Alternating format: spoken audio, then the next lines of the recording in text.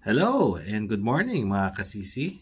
Again, this is Francis and today we'll be reviewing another Middle Eastern perfume.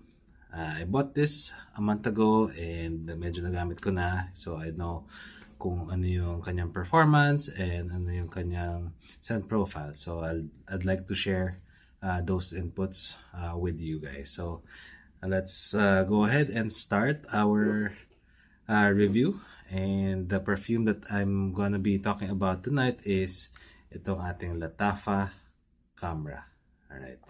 I bought this mga 1 month ago, and the price is 1,800 pesos from the usual supplier that I have from Facebook, as Debbie. If you're interested, just leave a message below so I can send you the link of his Facebook marketplace. So far, so good in terms of the perfumes that I got from him. Lahat naman legit so far. Okay. Fortunately, as with my other reviews, I don't have the box with me already. I usually throw them away pagkabili ko, so I don't keep them. So masasabi ko lang in terms of the box, ang ganda ng kanyang presentation. You wouldn't even think na at this price range, you'll be able to get that kind of box. So, very good. Latafa.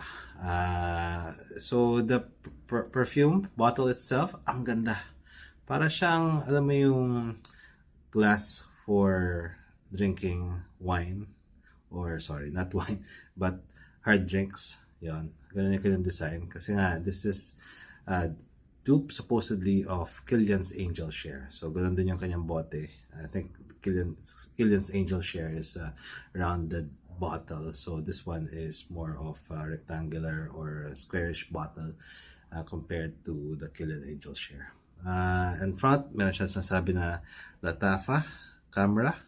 And there's some text that I don't know what it says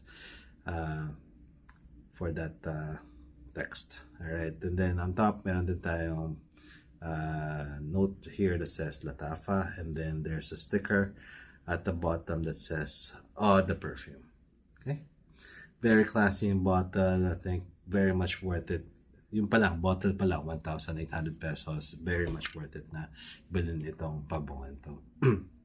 Now, in terms of the atomizer or the sprayer, it's golden color, same as the nozzle itself, golden yung kulay. And then when you spray it, yeah, ganda ng kanyang projection, ganda ng kanyang pagka-spray, medyo malaki yung kanyang pagka-blast ng kanyang liquid. Okay, so what can I say about the opening?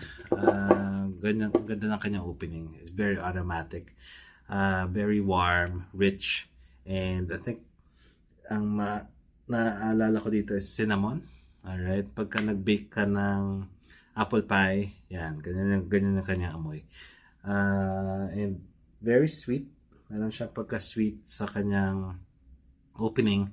And in terms of performance, I would say that medyo matagal din siya sa balat. Alright? Bago ako matulog, nag-spray na ako ng pabango to test it out. And pagkagising ko sa umaga, I sleep around 7 to 8 hours. And andun pa rin siya. Very sweet and very fragrant. Naamoy mo pa rin siya. So, in terms of the dry down, ganun pa rin siya.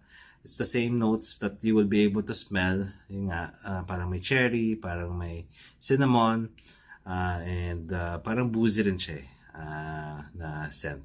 So, I would suggest this kind of perfume siguro if you're going out for dates and you have, dinner at night. In terms of, wearing this during the mornings or outside our Philippine weather, I wouldn't suggest. Pero it's all up to you, of course. But for me personally, I'd wear this during date nights, all right, and as well as evening dinner with my loved ones. So, yeah. So, ano ba masasabi natin sa Latafa Camera? Is it worth it? Yes, definitely. Kita nyo naman, siguro mga 1/4 na ng bottle yung nagamit natin in just last month. And I've really appreciated this kind of scent profile. Ngayon lang nakaamoy ng parang boozy na cinnamony na pabango. So it's yes for me in terms of, being worth it in terms of that price. Okay, so that concludes our review for today. If you have any suggestions, feedback, or any perfumes that's currently available locally that you want me to review, just leave it down in the comment section below, and I'll try to look for those perfumes and give a review for you.